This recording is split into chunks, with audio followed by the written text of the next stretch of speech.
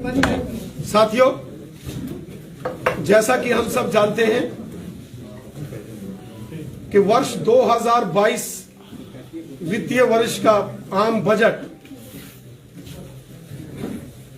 वर्ष 2022 का जो हमारा वित्तीय बजट है उसको पेश कर दिया गया है। हमारे देश की honourable finance minister Shrimati Nirmala Sitharaman ji ने माननीय प्रधानमंत्री नरेंद्र मोदी जी के नेतृत्व में इस बजट को संसद के अंदर पेश किया और जैसा कि हम सब जानते हैं,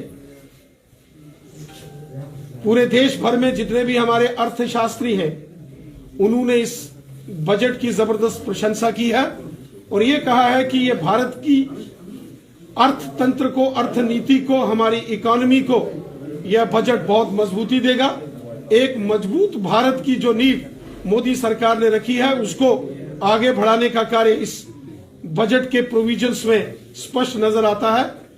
इसी बजट के महत्वपूर्ण बिंदुओं पर आज आप सबके सामने चर्चा में अपना विषय रखने के लिए हमारे माननीय केंद्रीय मंत्री, जम्मू कश्मीर के उधमपुर संसदीय क्षेत्र से honourable member parliament doctor Jitendra Singh ji हमारे बीच में हैं।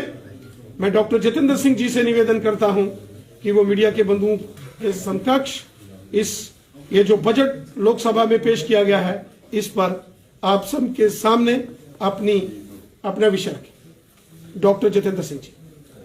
धन्यवाद रविंद्र जी। वैसे तो हमारी बड़ी विस्तृत चर्चा रही है बंधु, अभी थोड़े समय पहले लगभग 1.5 घंटा वो गोष्ठी चली, तो सारी बात तो फिर से दोबारा दोहराना शायद संभव भी ना हो, लेकिन मोटे तौर पर एक आध बिंदु रखकर यदि आपके मन में कुछ इस प्रकार का विचार है तो उसका स्वागत रहेगा। मोटे तौर पर संक्षिप्त में ये कहा जा सकता है कि ये चूंकि 10वां बजट था मोदी सरकार का, सौभाग्यवश 10 के 10 बजट्स में मुझे स्वयं भी वहां उपस्थित रहने का अवसर रहा, beginning from the very first vote on accounts which was presented immediately when the government took over in 2014 by the then finance minister Arun Jaitley। अगर आप इन सारे 10 के 10 बजट्स को देखेंगे एक श्रृंखलाबद्ध तरीके से तो आपको ध्यान में आएगा कि इसमें एक निरंतरता है, एक कंसिस्टेंसी है, and there is a consistency in approach, there is conviction in approach, there is also courage in approach. So I think broadly speaking these 3 C's are the constant determining factor in each of the successive budgets, and each successive budget has under Prime Minister Modi has led India forward towards assuming a global role।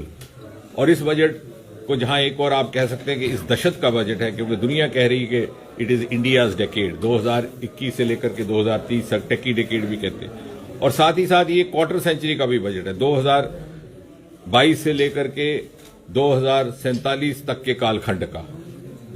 And when this decade ending in 2030 will place India in the front line, by 2047 India would have already assumed the front line role. और उसी दृष्टि से एक अर्थव्यवस्था का निर्माण, क्योंकि यदि हमें भौगोलिक भूमिका निभानी है तो हमें भौगोलिक मापदंडों पर भी उतरना होगा। और फ्यूचरिस्टिक बजट जब आप कहते हैं तो उसके मुख्य तौर पर 2 पहलुओं के, एक साइंस और टेक्नोलॉजी के साथ जुड़ा हुआ, क्योंकि अर्थव्यवस्था को आगे बढ़ाने के लिए कोई ऐसा सेक्टर नहीं है जहां इनोवेशन टेक्नोलॉजी की भूमिका ना रहती हो, और दूसरी तरफ अनएक्सप्लोर्ड पोटेंशियल्स। अगर आप इसको विस्तार में पढ़ेंगे, मैं चाहूंगा कि इसका अध्ययन गहराई से किया जाए। चाहे फार्मिंग सेक्टर है, वहां केमिकल फ्री फार्मिंग की बात की गई है, चाहे ड्रोन शक्ति है स्टार्टअप्स के लिए, सस्टेनेबल स्टार्टअप्स की बात की जा रही है, और सड़कों के निर्माण में 25,000 किलोमीटर की सड़कें, कैपेक्स की वृद्धि कर दी गई है 7.2 लाख करोड़। और जहां तक अनएक्सप्लोर्ड पोटेंशियल्स का ताल्लुक है, अर्थ साइंस के विभाग को लगभग 2500 करोड़ की allocation in addition to 4,000 crore which was already there in deep sea motion.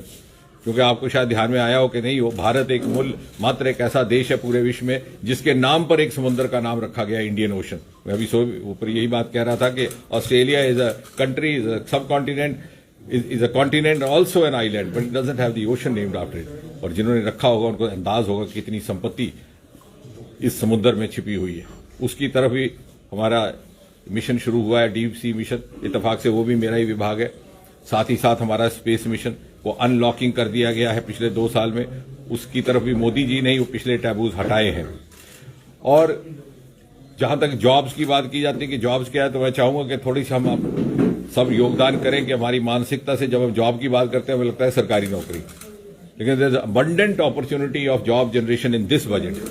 अर्थशास्त्री कोई आपको समझाएगा अगर शोध किया हो कि ये जो 5-5.5 लाख करोड़ से बढ़कर के केवल 7.2 लाख करोड़ हो चुका है, अक्सर ये आंकड़ा लगाया जाता है कि 40% गोज इन जॉब जनरेशन, और इस आंकड़े में से देखिए तो 3 लाख करोड़ तो सिर्फ इसी में से जॉब जनरेशन होगी। उसके अतिरिक्त स्टार्टअप्स, सस्टेनेबल स्टार्टअप्स, आपने देखा हमारे ही बच्चों ने हमारे ही विभाग के द्वारा उस दिन वो प्रदर्शन किया जो बीटिंग रिट्रीट में 1000 ड्रोन आकाश में उसमें उजाला किया और चौथा देश बन गया भारत। अभी यही ड्रोन इंडस्ट्री के साथ भी जुड़ेंगे। These are the new startup avenues, लेकिन उसके लिए हमें उस तरह की प्रतिभा भी रखनी होगी, इनोवेशन भी रखनी होगी। This is going to be an economy of ideas, economy of futuristic thinking, economy of innovation, and therein lies abundant job opportunities. जैसे मैं कह रहा था, एक बच्चे ने हमारे ने ड्रोन बेचा है कहीं सिक्योरिटी वालों को, तो उसको कहा गया कि साहब हमें सुपरविजन के लिए तुम्हें साथ रहना होगा। कड़ी ठंड में दिसंबर के महीने में जो कोहरा पड़ा था, आपने भी देखा, सुबह 6 बजे से रात तक बैठा रहता था वो सिक्योरिटी फोर्सेस के साथ अपनी ड्रोन की चेकिंग के लिए, और अब वही ड्रोन इंडस्ट्री में भी जाएगा। Opportunity much more lucrative than a government job इस बजट में उसका। इसी तरह फार्मिंग सेक्टर में, इसी तरह एग्रीकल्चर सेक्टर का, इसी तरह डेयरी सेक्टर का। और कहने का तात्पर्य ये कि आने वाले समय में जैसे जैसे और कोविड के बाद भारत ने जिस प्रकार की भूमिका बनी है, मोदी जी देश विश्व के सबसे अधिक कद्दावर नेता बनकर के सामने आए हैं। The world is looking up to India, the world is also ready to be led by India, to be ready to be led by us. The question is whether we are ready.